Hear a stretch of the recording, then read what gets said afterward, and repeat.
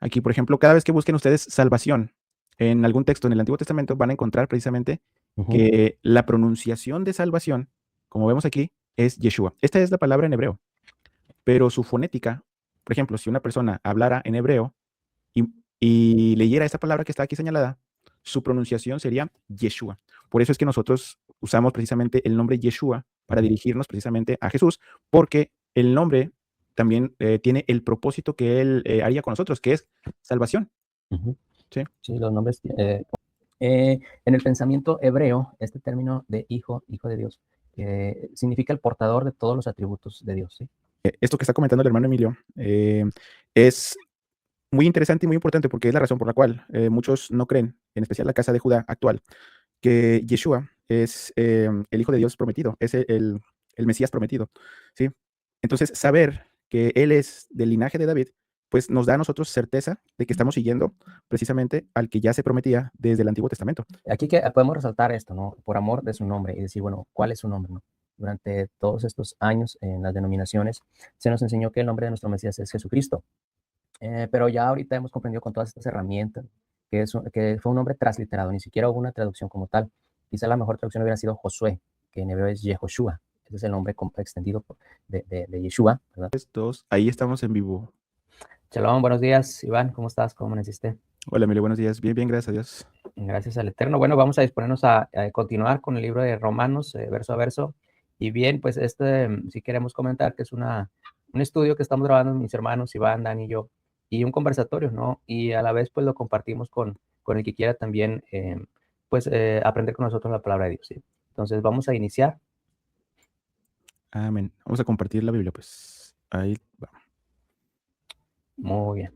Romanos 1, nos quedamos en el primer verso. En el primer verso abundamos un poquito ahí lo que es el Evangelio, y bueno, nos faltó todavía tiempo, pero vamos a continuar con el verso 3. Dice el verso 3, acerca de su Hijo, nuestro Señor Yeshua, que era del linaje de David, según la carne, que fue declarado Hijo de Adonai con poder, según el Espíritu de Santidad, por la resurrección de entre los muertos. A ver, aquí vamos a iniciar aquí. Ujú. ¿Quieres comentar algo, hermano? Sí, sí, sí. Bueno, pues como ya lo leímos aquí, dice acerca de su Hijo, nuestro Señor Jesucristo, que era del linaje de David según la carne. Y aquí podemos, por ejemplo, traer a colación Isaías 11, me viene a la mente. Ujú. Isaías 11 es precisamente la profecía donde se profetiza esta vara del tronco de Isaí. Ok. Aquí ya lo tengo abierto. Dice, saldrá una vara del tronco de Isaí. ¿Quién es Isaí? Isaí es el padre del rey David, ¿sí? Ujú. Y dice, y un vástago retoñará de sus raíces. Y luego dice, y reposará sobre él el espíritu del Señor, espíritu de sabiduría y de inteligencia, espíritu de consejo y de poder, espíritu de conocimiento y de temor del Señor, y le hará entender diligentemente en el temor del Señor. No juzgará según la vista de sus ojos, ni arguirá lo que oigan sus ojos. Fíjense, qué interesante es esto, porque bueno, si no lo sabían, esto se cumple en Mateo 3:16. Vamos a verlo. Ok. Mateo 3:16. Aquí es donde precisamente Jesús, Yeshua, dice, y Yeshua después que fue bautizado, subió luego del agua, y he aquí los cielos le fueron abiertos, y vio el Espíritu de Dios que descendía como paloma y venía sobre él. Es lo que dice aquí Isaías 11, versículo 2. Dice, y reposará sobre él el Espíritu del Señor. Entonces, Yeshua es el cumplimiento de Isaías 11 y precisamente dice que él es este vástago que retoña del tronco de Isaí. Ujú. Isaí, si se fijan aquí en el diccionario que tengo, si yo le doy un clic ahí, aquí nos revela que es el padre de David.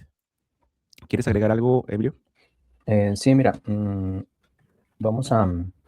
Aquí en el verso 4 empieza diciendo que es, bueno, el verso 3, perdón, acerca de su hijo y que tenía que venir, como tú bien dices, del linaje de David. Hay varios versos que nos enlazan, o donde hacemos conexión con estas palabras de Pablo de la profecía. Estoy viendo aquí, por ejemplo, bien, el término hijo, platicamos del término hijo, primeramente así en el orden como vamos a leerlo. En el pensamiento hebreo, este término de hijo, hijo de Dios, significa el portador de todos los atributos de Dios, ¿sí? Esa Yeshua, esa porción, ¿verdad? Que vino a este mundo, esa porción de Dios, y que, por decirlo así, ¿no? Pues esa pequeña porción que vino, que pudiéramos soportar, ¿verdad? Por consecuencia del pecado, obviamente, si viniera la plenitud, pues moriríamos, ¿no? Pero vamos a ver cómo Pablo lo confirma, mismo Pablo en Colosenses 1, Colosenses capítulo 1. 19. Bueno, primero el 15. Vamos a hacer un salto ahí para no entretenernos mucho, pero sí aclarar este término, hijo de Dios, ¿verdad? Para no usarlo en nuestro pensamiento occidental, pero claro que no es lo mismo. Dice el 15, él es la imagen del Dios invisible, el primogénito de toda creación. Y luego dice el verso 19, por cuanto agradó al Padre, es decir, a Abba, es decir, a la plenitud, ¿verdad? Que en él habitase toda la plenitud, ¿sí? Entonces aquí confirmamos, y hay otros versos donde el mismo Pablo también confirma este término, por eso Pablo no tiene ningún problema en llamarlo hijo, ¿sí? Porque, insisto, en el pensamiento hebreo es muy claro, ¿verdad?, a qué hace referencia. Entonces dice acerca de su hijo, nuestro Señor Yeshua, que era del linaje de David, según la carne. A ver, vamos a ver esto como ya bien comentaste, hermano. Tenemos dos genealogías, ¿verdad? Que llevan a lo que es comprobar, ¿no? Que Yeshua es del linaje de David, según la carne. Aquí Pablo nos está diciendo, pues está confirmando, ¿no? Esas dos genealogías. Por ejemplo, en Mateo, Yeshua es hijo de José. Si nos vamos a Mateo, termina, ¿verdad?, la secuencia, y José, pues es del linaje de David. Pero resulta que José no es el padre biológico. La escritura dice que Yeshua iba a ser engendrado del Espíritu Santo, ¿no? Pero sabemos, ¿verdad?, que un padre adoptivo es igual a un padre biológico, ¿sí? Vamos a ver esto, que es la mujer en la ley rabínica. Fíjense bien. La ley rabínica considera que uno es judío solo si su madre es judía. Entonces aquí ya tendríamos otro asunto, ¿no? Si su padre es judío, pero su madre no es judía, entonces no es considerado judío. Bueno, pero según la halajá, es decir, la ley rabínica, la adopción por parte del padre es equivalente a un hijo biológico en lugar de un hijo adoptado, ¿sí? Entonces, ¿qué es esto? Bueno, la halajá, la ley rabínica, ve al niño, a Yeshua, adoptado como el hijo natural de quienes lo están adoptando, ¿sí? Pero, ¿qué creen? Pues vamos a ver, Lucas nos presenta otra genealogía, también de la descendencia de David, y Lucas hace alusión a Elí, ¿sí?, al final, y luego a Yeshua. ¿Qué es esto? Bueno, nos está presentando Lucas que es descendiente del rey David, tanto del padre como de madre, ¿no? Entonces, por ambos lados se cumple lo que Pablo está diciendo aquí, que sería del linaje de Abraham según la carne. Pero si Yeshua fue concebido a través de Miriam, ¿verdad?, por el Espíritu Santo, bueno, entonces vendría, ¿verdad?, tanto de Miriam como de José, ¿sí? Entonces se cumple aquí, no hay margen de duda, de ambos lados vienen de la descendencia de David, y tanto por la madre, ¿verdad?, y tanto del padre, en este caso, como adopción. Muy interesante, fíjate que a todos los que nos están viendo, esto que está comentando el hermano Emilio es muy interesante y muy importante porque es la razón por la cual muchos no creen, en especial la casa de Judá actual, que Yeshua es el Hijo de Dios prometido, es el Mesías prometido, ¿sí? Entonces, saber que Él es del linaje de David, pues nos da a nosotros certeza de que estamos siguiendo precisamente al que ya se prometía desde el Antiguo Testamento. Entonces, bueno, eso es el tema de las genealogías que encontramos, como dice el hermano, en el libro de Mateo, en los primeros capítulos, en el capítulo 1, en el libro de Mateo vemos la genealogía de Yeshua y también en el libro de Lucas. Entonces, bueno, de aquí ya nos saltamos, ¿sí?, al versículo 5. Dice, ¿y por quién recibimos la gracia y el apostolado? O sea, aquí obviamente Pablo está haciendo referencia a quien da la gracia y ese apostolado es Yeshua, ¿sí? Y nos revela para qué, para la obediencia a la fe en todas las naciones por amor de su nombre. Y bueno, para los que no sepan, la fe, esta palabra fe que en griego es pistis, ¿sí? Aquí esta aplicación nos dice cuál es el griego, en este caso, para el Nuevo Testamento, que fue escrito en griego, y esta sería la pronunciación. Si alguien hablara griego en este momento y leyera lo que está escrito aquí, lo que oiríamos de su boca sería esto, ¿no? Pistis. Bueno, entonces, esta pistis, como dice este diccionario, es una credibilidad, una convicción, o sea, creer en algo, ¿no? O, por ejemplo, aquí, la veracidad de Dios, confianza en Cristo, ¿sí? Pero lo que está haciendo aquí el apóstol Pablo, si bien aquí está escrito en griego, su ideología y su pensamiento son hebreos, ¿sí? Esto, el Nuevo Testamento que se escribe en griego para todas las naciones es para que llegue el mensaje, ¿sí? Pero ellos, su cosmovisión, su forma de ver las cosas, en especial las cosas de la fe, las cosas que están escritas, es en hebreo. ¿Por qué es importante eso? Porque el término hebreo para fe es la palabra emuná. Fíjense, quiero compartirles aquí. Déjenme, les comparto un Google y vamos a preguntarle aquí a Google cuál es la equivalencia en hebreo de la palabra fe. ¿Cuál es la equivalencia en hebreo de la palabra pistis griega? Aquí está. Dice, la equivalencia hebrea para pistis, fe, confianza. Ahí se quedó el audio. Vamos a seguirlo escuchando. Fidelidad es emuná, que denota firmeza, estabilidad y fidelidad en una relación. También se relaciona con batach, que implica confianza o seguridad, y emet, que significa verdad o veracidad. Detalles claves sobre la equivalencia. 1. Emuná. Es la traducción más cercana, representando no solo una creencia intelectual, sino una actitud de fidelidad, firmeza y lealtad constante, a menudo dentro de una relación de pacto. 2. Contexto en la Septuaginta. Los traductores judíos de la Biblia al griego, Septuaginta, utilizaron pistis para traducir términos hebreos relacionados con la confianza inquebrantable, principalmente derivados de la raíz amán, de donde proviene emuná. Y 3. Significados asociados. Aunque comúnmente se traduce como fe, en el Nuevo Testamento, pistis y su par hebreo emuná también conllevan el sentido de fidelidad o ser digno de confianza, característica de ser de fiar. Exactamente. Y bueno, fíjense aquí lo que yo quería señalar es que aquí mismo, fíjense cómo dice lealtad constante dentro de una relación de pacto. Entonces, para la mentalidad o la cosmovisión de Pablo, que era hebreo, ¿sí? O que su raíz era hebrea, la fe no era un simple creer en algo, ¿no? Sino tener fidelidad al pacto que se había establecido desde el monte Sinaí, que es los mandamientos de Dios. ¿Quieres comentar algo? Por eso, bueno, por eso es que al principio dice para la obediencia a la fe. Y nos dice que en todas las naciones, ¿sí? Sí, sí, sí. Fíjense que aquí que podemos resaltar esto, ¿no? Por amor de su nombre y decir, bueno, ¿cuál es su nombre, no? Durante todos estos años en las denominaciones se nos enseñó que el nombre de nuestro Mesías es Jesucristo. Pero ya ahorita hemos comprendido con todas estas herramientas que fue un nombre transliterado, ni siquiera hubo una traducción como tal. Quizá la mejor traducción hubiera sido Josué, que en hebreo es Yehoshua. Ese es el nombre extendido de Yeshua, ¿verdad? Pero no, fue transliterado. Incluso recordemos que la J no existía como tal hace algunos años. Entonces, vamos a ver cuál es su nombre, ¿no? Porque la escritura no lo dice en Hechos. Vamos a Hechos.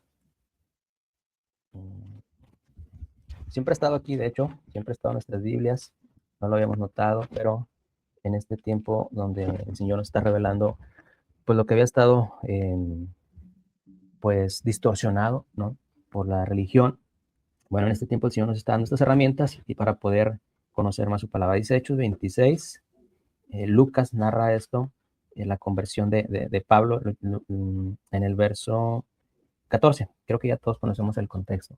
Lucas 26, 14 dice, y habiendo caído todos nosotros en tierra, oí una voz que me hablaba y decía, y Lucas, ¿verdad? Resalta, dice, en lengua hebrea. ¿Sí? No pone griego, no pone arameo o latín, no dice, él es muy claro, dice, en lengua hebrea. ¿Por qué lo resalta, no? O simplemente no lo hubiera dicho nada más, estuviera dicho, oí una voz que me hablaba y decía, pero él está resaltando en lengua hebrea. Y aquí el traductor, fíjense qué curioso que sí cambia a la lengua hebrea el nombre de Pablo, porque recordamos que Pablo tenía dos nacionalidades, ¿no? Y usaba su nombre, Pablo, como romano, pero su nombre en hebreo es Shaul o Saulo, ¿sí? Y entonces se oye, Saulo, Saulo, ¿por qué me persigues? Dura cosa te es dar cosas contra el aguijón. Y entonces dije, ¿quién eres, Señor? Y Pablo le está diciendo, revélame quién eres, ¿no? Y entonces el Señor dijo, yo soy Yeshua, ¿no? A quien tú persigues, ¿sí? Si le está hablando en lengua hebrea, pues ahí sería una traducción justa, ¿verdad? Es yo soy Yeshua, a quien tú persigues, ¿no? Entonces dice que a todas las naciones, fíjense, en obediencia a todas las naciones, por amor de su nombre, ¿no?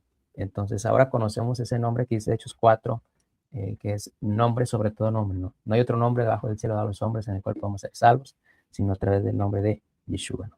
Y bueno, aquí Dios no hace excepción de personas, ¿no? La gracia, el evangelio del cual Pablo empieza diciendo, se está extendiendo a todas las naciones. Recordamos la instrucción del Señor. Vayan a Judea, Samaria, ¿no? Y hasta lo último de la tierra. Qué interesante que el Señor esté dando esa instrucción. Por ejemplo, también a sus discípulos les dijo, vayan antes a las ovejas perdidas de la casa de Israel. Aquí podemos entretenernos un ratito, ¿eh? No sé si quieres comentar algo, hermano, acerca de esto. Sí, fíjate que es muy interesante también la parte del nombre y comentar también que cuando Dios da los nombres, por ejemplo, a Abraham, que le dice que él va a ser Abraham, padre de muchas naciones, también a su esposa, la esposa de Abraham, le dice que era Sarai, le cambia el nombre a Sara, ¿sí? Y también ese nombre Sara tiene un propósito, si bien lo recuerdo, recuérdame bien, Emilio, creo que es madre de muchas naciones también. Sí. Entonces, Yeshua, Jesús, no es la excepción. Jesús significa, o Yeshua significa Dios salva Dios o Salvador, ¿sí? De hecho, ese propósito de su nombre lo encontramos, por ejemplo, en Mateo 1:21.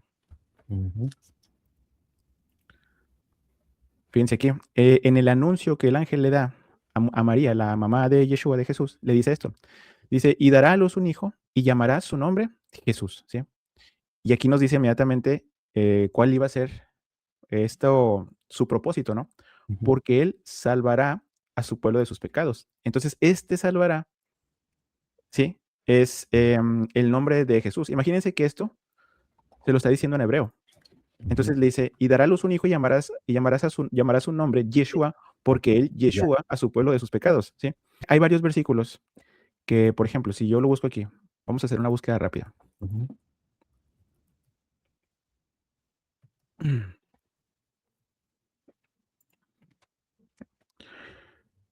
Por ejemplo, pues en cualquiera de estos. Aquí, por ejemplo, cada vez que busquen ustedes salvación en algún texto en el Antiguo Testamento, van a encontrar precisamente que la pronunciación de salvación, como vemos aquí, es Yeshua. Esta es la palabra en hebreo, pero su fonética, por ejemplo, si una persona hablara en hebreo y leyera esta palabra que está aquí señalada, su pronunciación sería Yeshua. Por eso es que nosotros usamos precisamente el nombre Yeshua para dirigirnos precisamente a Jesús, porque el nombre también tiene el propósito que Él haría con nosotros, que es salvación. ¿Sí? Sí, los nombres, como bien dices, Shem, ¿verdad? Son dados con un propósito. O sea, todo nombre tenía un significado en base al propósito del cual el Señor lo había destinado, ¿no? Exactamente. El tercero estaba en Mateo 1:21. Vamos a ponerlo nuevamente. Entonces, el propósito del nombre de Yeshua es precisamente que Él salvara, ¿no? Sí. ¿A quién? Al pueblo de sus pecados. A su poder, así es. Mira, vamos, bueno, no sé si quieres comentar algo, ¿no? No, adelante. Mira, no importa si nos entretenemos un poquito aquí, me gustaría resaltar esto. Adelante. Dice, por quien recibimos la gracia y el apostolado, para la obediencia, claro, a la fe en todas las naciones. Y ya vimos que por amor es su nombre, ya vimos cuál es su nombre, ¿no? Bien, en todas las naciones. Vamos a ver la instrucción del Señor en Mateo 10, porque toda la escritura habla de lo mismo. Los profetas, el llamado a Abraham de formar un pueblo y luego cómo ese pueblo cayó en pecado, se dividió en dos, la casa del norte, Israel, la casa o el reino del sur, Judá, y entonces cómo el reino del norte fue disperso a las naciones, ¿sí? Vimos aquí por la obediencia de la fe en todas las naciones fue disperso, la que será el periodo en su identidad, se gentilizaron como vimos en Oseas, se mezclaron, perdieron pues sí, su identidad bíblica como pueblo de Israel. Y la casa del sur, esto para quizá algunos que todavía no están familiarizados con este tema de las dos casas, Judá regresaron, ¿no? por la promesa a David, ¿verdad? Precisamente regresaron y son los que actualmente pues habitan en el país de Israel. Fíjense, Mateo 10, 6 y 7, para no extendernos tanto. Dice, sin oír, Bueno, es más en el Desde 5. el 5, ¿no? Sí, sí, el 5. Dice, a estos 12 envió Yeshua y les dio instrucciones, diciendo, por camino de gentiles no vayas. Ah, caray, ¿cómo está eso ahora? Y en ciudad de samaritanos no entres, dice, sino ir antes a las ovejas perdidas de la casa de Israel. Y yendo, predicar, diciendo, el reino de los cielos se ha acercado. Miren, cuando Yeshua dice esta frase, el reino de los cielos se ha acercado, nuevamente, en ese tiempo, en el pensamiento hebreo, de acuerdo a las escrituras, lo que estaban esperando un Mesías, ellos entendían que esta expresión tiene que ver con la restauración de las 12 tribus. ¿Sí? Todo el tema, no había ninguna confusión, como algunos predican, no, es que los discípulos no entendían. A ver, ¿cómo? Yeshua mismo los discipuló durante todo ese tiempo y luego para que al final decir es que no entendieron bien, pues se me hace algo pues muy extraño, ¿no? Y le quitaríamos todo el mérito a nuestro Señor, ¿no? De guiar a sus discípulos. Fíjense, vamos a confirmar esto de la expresión restauración de las 12 tribus. Vamos a Hechos 26. A ver, déjame ver si es Hechos 26. Hechos 26, sí. Verso 7. Vamos a ver, porque se nos ha dicho que Pablo fue a los gentiles, ¿no? ¿A cuáles gentiles se refería? Y vamos a confirmar lo que acabamos de decir.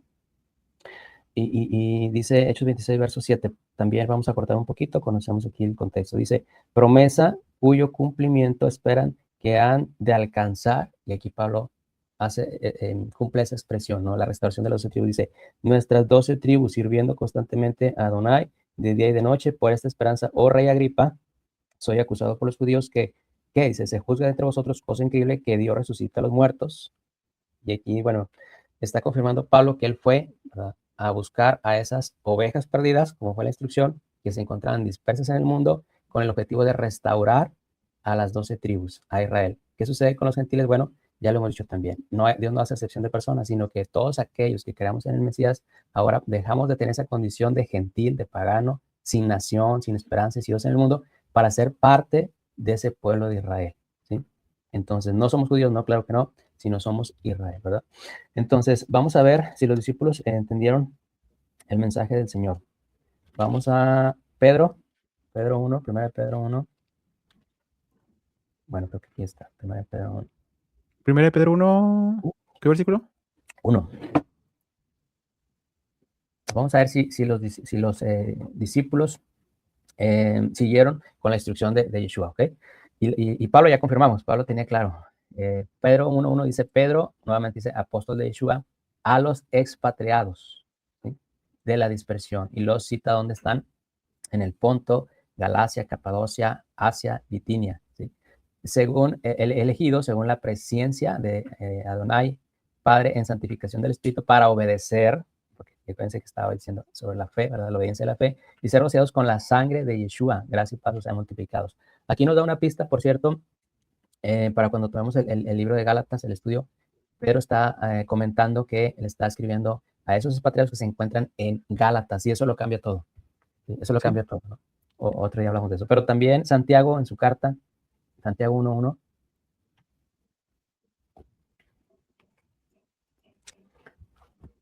Nuevamente vuelve a decir, Santiago, siervo de Adonai y del Señor Yeshua, y aquí viene, ¿a quién está dirigida? Dice, a las 12 tribus que están en la dispersión. Salud, ¿sí? La instrucción la siguieron, la comprendieron, ¿sí? No hay margen de duda. Ahora, bueno, ¿qué pasa con nosotros? Bueno, ya lo dijimos, ¿no? Dejamos de ser gentiles, ¿verdad? Para tener una identidad en Yeshua. Miren, esto que es interesante, Juan 21, 11, recordamos la pesca milagrosa, ¿no? Juan 21, 11. Dice, subió Simón Pedro y sacó la red a tierra llena de grandes peces. Y luego pone una cantidad, y la pregunta es, ¿por qué pone una cantidad? ¿Qué significa? ¿No? Tiene un significado. Al poner algo, la escritura tiene un significado, ¿no? Dice 153, y aún siendo tantos, la red no se rompió. Porque también, bueno, ¿qué representa estos 153 peces, no? Hemos visto esta, pues, alegoría, ¿no? De los peces, de pescadores. En hebreo, la palabra Ben Elohim tiene un valor numérico. Ben Elohim, que significa hijo de Dios, ¿sí? ¿Y qué creen? El valor numérico es 153.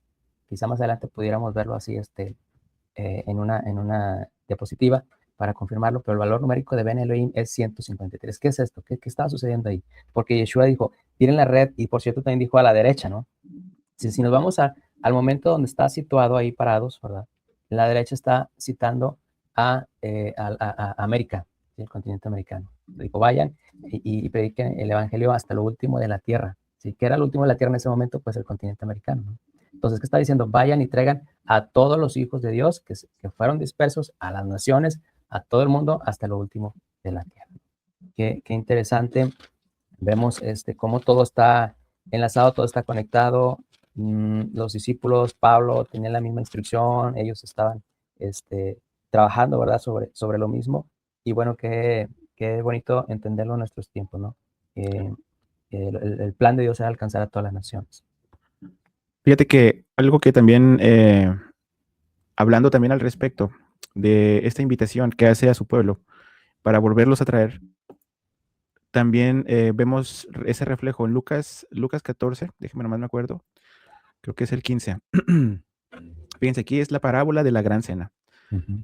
Dice, oyendo esto, uno de los que estaban sentados con él a la mesa le dijo, bienaventurado el que coma pan en el reino de Dios. Ujú. Entonces Yeshua le dijo, un hombre hizo una gran cena y convidó a muchos. Esta gran cena es el reino. Este hombre que hizo esta gran cena es Dios, ¿sí? Dice, y a la hora de la cena envió a su siervo a decir a los convidados, ¿sí? Vengan que ya está todo preparado. Aquí los convidados son su pueblo. Así es. Y luego dice, y todos a una comenzaron a excusarse. El primero dijo, he comprado una hacienda y necesito ir a verla. Te ruego que me excuses. Otro dijo, he comprado 5 yuntas de bueyes y voy a probarlos. Te ruego que me excuses. Y otro dijo, acabo de casarme y por tanto no puedo ir. Vuelto el siervo, hizo saber esas cosas a su señor. Entonces, enojado, el padre de familia, o sea, Dios, dijo a su siervo, ve pronto por las plazas y las calles de la ciudad y trae acá a los pobres, los mansos, los cojos y los ciegos. Y dijo el siervo, Señor, se ha hecho como mandaste y aún hay lugar. Dijo el Señor al siervo, ve por los caminos y por los vallados y fuérzalos a entrar, para que se llene mi casa, porque les digo que ninguno de aquellos hombres que fueron convidados gustarán mi cena.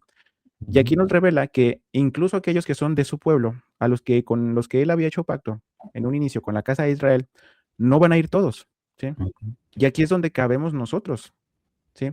Precisamente porque Dios quiere llenar su casa, como dice esta parábola, aquí es donde él da la oportunidad a entrar precisamente. En esta parábola es una cena, Ujú. la gran cena, pero se está refiriendo al reino, porque fíjense cómo aquí le están preguntando a Yeshua, dice, bienaventurado el que coma pan en el reino de Dios. Y ya después Yeshua hace esta parábola de la gran cena. Y esta parábola de la gran cena también la encontramos en Mateo 22. Ujú. Mateo 22, del 1 al 14. Dice, aquí se llama parábola de la fiesta de bodas, ¿sí? Respondiendo Yeshua, les volvió a hablar en parábolas diciendo, el reino de los cielos es semejante a un rey que hizo una fiesta de bodas a su hijo, y envió a sus siervos a llamar a los convidados a las bodas, mas estos no quisieron venir. Volvió a enviar a otros siervos diciendo, digan a los convidados, he aquí, he preparado mi comida, mis toros y animales engordados han sido muertos, y todo está dispuesto, vengan a las bodas, ¿sí? Y ahorita lo que leíamos hace rato, pues aquí también lo repite, ¿no? O sea, estos convidados a los que él de un principio les quería y les lanza la invitación, Ujú. dice, ellos sin hacer caso se fueron, uno a su labranza, otro a sus negocios, otros tomando a los siervos los enfrentaron y los mataron. Y aquí nosotros sabemos que los siervos en esta parábola son los profetas que Dios mandó a su pueblo para que se convirtieran. ¿Y qué pasó con los líderes del pueblo? Pues los mataron. Ujú. Y dice, al oírlo el rey se enojó y enviando a sus ejércitos destruyó a aquellos homicidas y quemó su ciudad. Y esto es lo que vemos también a través de la historia, que ya venía también anunciando desde Deuteronomio 28, que son las maldiciones que le iba a pasar al pueblo por la desobediencia a sus mandamientos, ¿sí? Entonces dijo a sus siervos, las bodas a la verdad están preparadas, mas los que fueron convidados no eran dignos. Y esto es de resaltarse. Vayan pues a las salidas de los caminos y llaman a las bodas a cuantos hayan. Y aquí es donde entramos nosotros. La invitación es para el pueblo de Israel, pero nosotros también tenemos ese acceso, ¿sí? Porque Esto, algunos de ellos estaban perdón, endurecidos, ¿sí? perdón, hermano. De hecho, ese fue el propósito por el cual los dispersó todo el mundo. Desgracia. Amén, ¿sí? Y dice, y saliendo los siervos por los caminos, dice, juntaron a todos los que hallaron juntamente malos y buenos. Y aquí, fíjense cómo, esto lo tengo señalado porque nos resuena, ¿cómo que malos y buenos? Ah, bueno, es que todos tenían la oportunidad de convertirse, ¿sí? Dice, y las bodas fueron llenas de convidados. Y entró el rey para ver los convidados y vio ahí un hombre que no estaba vestido de boda.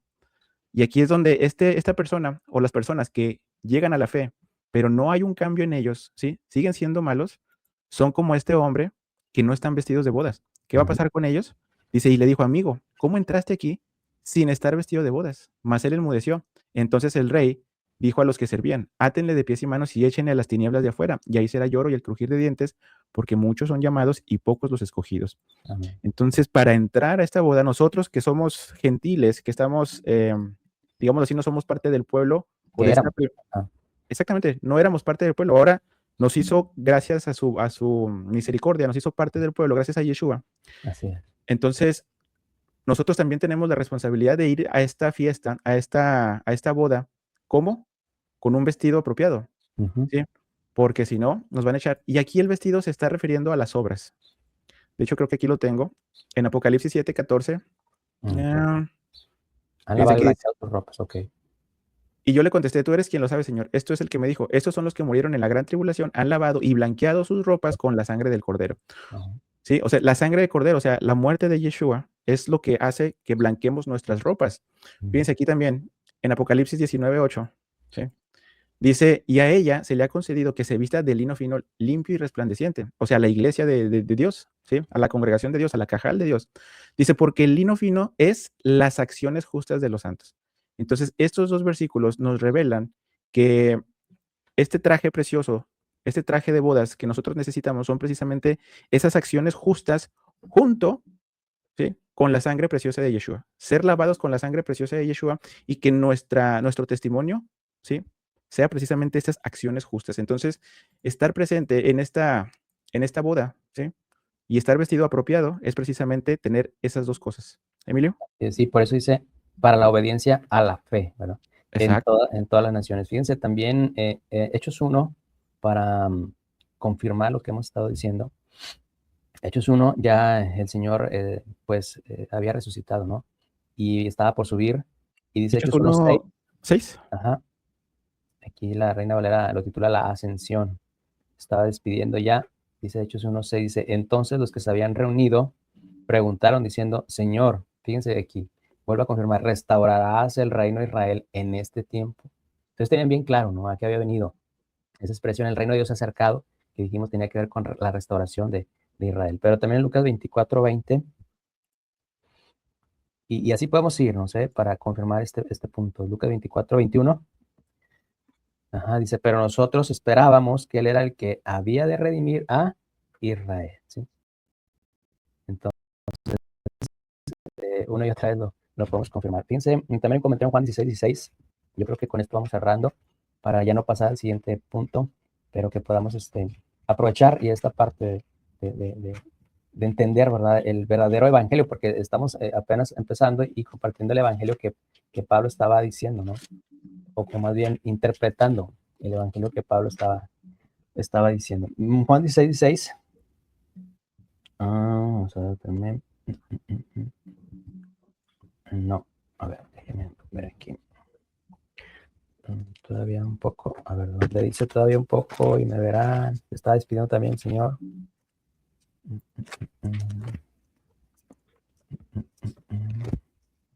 Perdón, es Juan 7. Ok. Juan 7, vamos a ver desde el 33. Esto que parecía como que un trabalengua, ¿no? Fíjense, Juan 7:33 dice, entonces, ahí está ya. Entonces Yeshua dijo, todavía un poco de tiempo estaré con vosotros e iré al que me envió. Me buscarás y no me hallarás, y a donde yo estaré vosotros no podréis ir. Entonces los judíos dijeron entre sí, ¿a dónde irá este?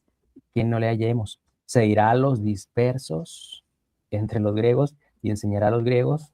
Y aquí esta palabra griego tiene que ver con gentiles, ¿sí? Cuando encontramos la palabra griego en el Pacto Renovado, Nuevo Testamento, tiene que ver con los gentiles, que se ven helenizados, ¿sí? Entonces, fíjense aquí otra vez, confirma a los mismos judíos, oye, ya se irá a los dispersos, se habrá ido a los dispersos, ¿no? Que estaban en esa región.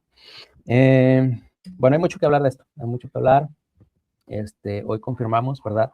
Que el Evangelio es Yeshua, ¿sí? De hecho, no, el Evangelio no es, pues, la palabra lo podemos resumir que el Evangelio es Yeshua, ¿no? Es Yeshua, que es el hijo de David en esta expresión, ¿verdad? Que ya hemos entendido la plenitud de todos los atributos de Dios y que por la resurrección de los muertos, porque también hubo muchos que dijeron, yo soy el Mesías, se levantaron, pero ellos no resucitaron, ¿no? Entonces Yeshua sí resucitó, así se demostró que él era el Mesías. Y que ese evangelio iba a ser a todas las naciones, ¿verdad? Y que tendría que ver por la obediencia a la fe, por amor a su nombre. Ya lo confirmamos cuál es su nombre. Fíjate, otro versículo antes de cambiar. Ujú. En Deuteronomio 30, a mí me gusta mucho porque es precisamente esta promesa de restauración, pero también vemos cuál es la condición de la restauración, ¿sí? Dice precisamente, aquí él estaba hablando a su pueblo de Israel que estaba presente precisamente antes de entrar a la tierra prometida. Ujú. Y le está hablando a ellos y a su descendencia, ¿sí? O sea, todos los que vendrían después de ellos, pero que estarían esparcidos precisamente. Fíjense, vamos a leerlo entre las naciones. Dice, sucederá que cuando hubieran venido sobre ti todas estas cosas, la bendición y la maldición que he puesto delante de ti, y te arrepintieres en medio de todas las naciones a donde te hubiera arrojado tu Dios, y te convirtieres, esta palabra es importante, y te convirtieres al Señor tu Dios y obedecieres a su voz. O sea, este convertirse es obedecer a su voz, Ajá. conforme a todo lo que yo te mando hoy. ¿Qué es lo que había mandado hoy en ese momento? Estaba haciendo la repetición de la ley de Dios, ¿sí? Por eso se llama este libro Deuteronomio. Deuteronomio. Dice, tú y tus hijos con todo tu corazón y con toda tu alma. Entonces, aquí está, ¿no? Ahí está. Necesita pasar esto, esta conversión, esta obediencia, para que entonces el Señor haga volver a sus cautivos y tenga misericordia de ti. Ahí Dice, está. y volverá a recogerte de entre todos los pueblos a donde te hubiera esparcido el Señor tu Dios. Dice, aun cuando tus desterrados estuvieran en las partes más lejanas que hay debajo del cielo. Dice, de ahí te recogerá el Señor tu Dios y de allá te tomará y te hará volver al Señor tu Dios a la tierra que heredaron tus padres y será tuya y te hará bien y te multiplicará más que a tus padres. Y esta es la parte que quiere llegar. Y circuncidará el Señor tu Dios tu corazón y el corazón de tu descendencia para que ames al Señor tu Dios con todo tu corazón, toda tu alma, a fin de que vivas. Entonces, estos que iban a, digámoslo así, estos invitados al reino, ¿sí? Necesitan primero llevar este proceso de conversión, obedeciendo a su voz, ¿sí? Circuncidar tu Y corazón. este corazón circuncidado. Entonces, una persona, para que se le circuncide el corazón, necesita tener este lavamiento, que es por la palabra del Señor, esta conversión a obedecer la voz y por creer en el Mesías. Entonces, si no tiene esta combinación, no puede ser parte del pueblo de Dios. Deuteronomio 28 también nos dice que el pueblo de Dios, ¿sí? 28:9, dice, te confirmará el Señor por pueblo santo suyo, como te lo ha jurado, cuando guardes los mandamientos del Señor tu Dios y anduvieres en sus caminos. Aquí le está hablando al pueblo de Israel, ¿sí? Pero incluso el pueblo de Israel, si no guarda los mandamientos de Dios, no es parte del pueblo de Dios, por más que se jacte de ser Israel o de la casa de Judá. Y eso es lo que nos plantea también Romanos capítulo 2, el apóstol Pablo. Romanos 2:21. Desde el 26 dice, si entonces el incircunciso, y aquí los incircuncisos son los extranjeros, aquí son los gentiles, los que se habían paganizado, los que estaban entre las naciones, pero también incluye a los extranjeros, ¿sí? Claro. Si entonces el incircunciso guardare las ordenanzas de la ley, no tendrá o no será tenida su incircuncisión como circuncisión. Para Pablo, los de la circuncisión son el pueblo de Dios, porque como ya sabemos en Génesis, los que venían de parte de Abraham se tenían que circuncidar, ¿sí? Entonces dice, y el que físicamente es incircunciso, pero guarda perfectamente la ley, te condenará a ti, que con la letra de la ley y la circuncisión eres transgresor de la ley. Y aquí está la bomba. Dice, pues no es judío el que lo es exteriormente, ni es la circuncisión la que se hace exteriormente en la carne, sino que es judío el que lo es en el interior, y la circuncisión es la del corazón, en espíritu, no en letra. O sea, esta circuncisión que hace rato veímos en Deuteronomio 30, es esta que nos está mostrando Pablo. La circuncisión del corazón en espíritu. O sea, el espíritu, que como sabemos en Ezequiel 36:27, es la que nos iba a llevar también a la obediencia a los mandamientos. Así es. Entonces, una persona judía, una persona israelita, un israelita que estaba en la dispersión, ¿sí? Para ser parte del pueblo de Dios, no era solamente por sangre, era por obediencia. Única y exclusivamente es por obediencia. Y eso lo vemos reflejado también Lucas capítulo 8, cuando le preguntan a Yeshua, ¿quién es tu madre y tus hermanos? Fíjense aquí. Dice, entonces su madre y sus hermanos vinieron a él, pero no podían llegar hasta él por causa de la multitud. Y se les avisó diciendo, tu madre y tus hermanos están fuera y quieren verte. Y aquí, su madre y sus hermanos son también judíos. Y tienen alguna conexión con él. Pero dice, no, mi madre y mis hermanos son los que oyen la palabra de Dios y la hacen y la guardan. Escuchar y obedecer. Exactamente. Entonces, no importa si eres extranjero, si eres gentil, si eres israelita, si eres judío, si no tienes la combinación de la obediencia, ¿sí? Y creer en el Mesías, no eres parte del pueblo de Dios. Así es. Por más que digas que tienes sangre judía, que tienes sangre de Israel, entonces esto es sumamente importante. Por supuesto, como vimos hace rato en las parábolas, la promesa es para su pueblo de Israel, para estos de la sangre. Pero si ellos no atienden al llamado, ¿Cuál es el llamado? El llamado a la obediencia, el llamado a creer en su Hijo, ¿sí? Si no atienden ese llamado, ellos no van a ser parte de ese pueblo. De hecho, hay un versículo en Sofonías 3:13. De hecho, Vamos a pudiera ver. alguien decir, no, yo creo en el Mesías, ok, confiesa cuál es su nombre. Ujú. El nombre es Yeshua, ok, bueno, a través de él y de esa circuncisión, ¿verdad? Entramos. Fíjate aquí, nos está hablando del remanente de su pueblo. Dice, el remanente de Israel, dice, no hará injusticia, ni dirá mentira, ni en boca de ellos se hallará lengua engañosa. Pero aquí, es desde antes. Dice, en aquel día no serás avergonzada por ninguna de tus obras con que te rebelaste contra mí, porque entonces quitaré, fíjate que esto es importante, quitaré de en medio de ti a los que se alegran en tu soberbia, y nunca más te ensoberbecerás en mi santo monte. Y dejaré en medio de ti un pueblo humilde y pobre, el cual confiará en el nombre, fíjate el nombre, del Señor, ¿sí? Y aquí está el famosísimo remanente, de hecho hay hasta congregaciones que así se llaman, el remanente de Israel, los cuales no harán injusticia ni dirán mentira, ni en boca de ellos se hallará lengua engañosa, ¿sí? Entonces, bueno, esto, digo, ¿por qué se los digo? ¿Por qué se los quiero enfatizar? Porque muchas veces creemos que cualquier persona que, es que ya es pueblo de Israel, es que es el pueblo de Judá. No, tienen que obedecer la ley de Dios y creer en el que envió, ¿sí? De hecho, Sí, este muy es el claro. remanente de Israel, ¿sí? Sí, la Biblia es muy clara, solamente a través de Yeshua hay entrada, hay herencia, hay identidad, no hay más. Muy Así bien. es. Pues yo creo Bueno, un último, ¿sí? Isaías 44. A ver si es 44 o 42. Déjenme, me acuerdo, ahorita me acuerdo.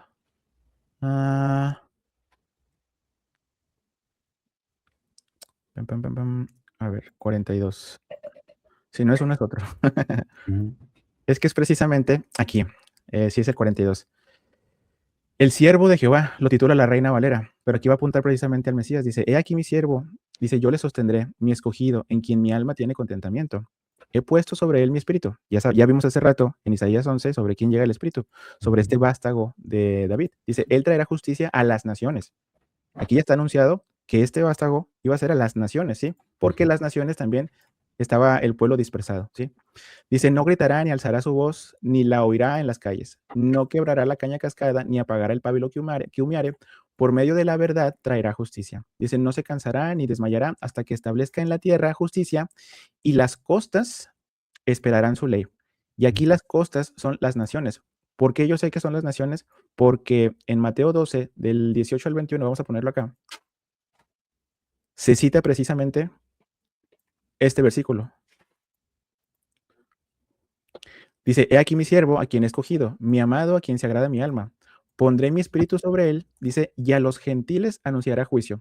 No contenderá ni voceará, ni nadie oirá en las calles su voz. La caña cascada no quebrará, y el pábilo que humeare no apagará, hasta que saque a victoria el juicio. Y aquí está, ¿no? Y en su nombre esperarán los gentiles. En su nombre, o sea, este versículo 21 es este versículo 4, y las costas esperarán su ley.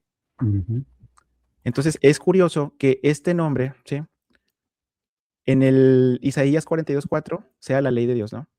Y los gentiles son estas costas. Entonces, las costas, los gentiles, las naciones estarían esperando precisamente su ley, su nombre, su autoridad, su fama, porque la palabra Shem, que es el nombre, es lo que significa. Eso lo podemos, por ejemplo, si lo buscamos en Éxodo 20, versículo 3, dice, a ver, dice aquí está, no tomarás el nombre del Señor en vano. Aquí la palabra nombre en el hebreo es la pronunciación o la vocalización es Shem, pero ¿qué implica? Por ejemplo, aquí, implicación, honor, autoridad, carácter, ¿sí? Su fama, su renombre, ¿sí? Entonces, parte de esa fama, de ese honor, de ese carácter también es su ley. No, pues tanto que platicar, tanto que enlazar, toda la escritura se conecta, no hay margen de error, de duda. Y bueno, qué bendición que hoy podamos haber avanzado 2 textos, pero con tanta riqueza espiritual. Amén, amén, Emilio. Pues esperamos pronto que se incorpore Dani y que podamos continuar con este hermoso libro de la Carta a los Romanos. Gracias. Bueno, a todos los que nos acompañan, como siempre les comentamos, el canal de mi hermano Emilio, ya saben, Linaje de Abraham, el canal mío de un servidor es Sabiduría Manantial de Vida, también el canal de Dani que hoy nos acompaña. Vamos a hacer Lámparas encendidas, Lámparas Encendidas MX. Entonces, Vamos a hacer una oración antes de despedirnos, Emilio. ¿Nos acompañas? Sí, oramos, Padre. Gracias te damos por este hermoso día donde nos hemos despertado con tu palabra, hemos hecho algunas conexiones donde nos has confirmado cuál es el Evangelio, cuál era el propósito de reunir a todo tu pueblo, pero también la gracia, Padre, a todas las naciones. Gracias por entenderlo. Gracias, Padre. Por favor, que este mensaje pueda llegar a aquel que lo necesita escuchar, quizá aclarar algunas dudas y que nos sigas dando entendimiento y gracia y este tiempo, estos momentos para seguir compartiendo tu bendita palabra. Por favor, la bendición para Iván, para Dani, y permite que podamos seguir uniéndonos, que nuestro propósito siempre sea ese, compartir tu bendita palabra, el Evangelio, que es Yeshua, nuestro Mesías. En ese nombre, que sobre todo nombre, te lo pedimos. Amén. Amén, amén, Emilio. Y bueno, híjole, ya sé que hicimos la oración y todo, pero ahorita que me acordé, y solamente un texto más, nada más ya para despedirnos, en Hechos 10. En Hechos 10, en donde está lo que conocemos, el caso de Cornelio. Cornelio era un centurión, ¿sí? Él no era de parte, ni era israelita, ni era judío, ¿no? Pero hay una parte en donde, en palabras de Pedro, dice esto. Entonces Pedro, abriendo la boca, dijo, en verdad comprendo que Dios no hace acepción de personas, sino que en toda nación se agrada del que le teme y hace justicia. Amén. Para cerrar con ese versículo. Amén. Muy bien, muy bien. Muchas gracias, Emilio. No te me vayas. Gracias a todos los que nos acompañan, los que nos escucharon hasta el final. Que Dios los bendiga y nos escuchamos en una próxima transmisión. Hasta Amén. luego. Shalom. Bye, bye.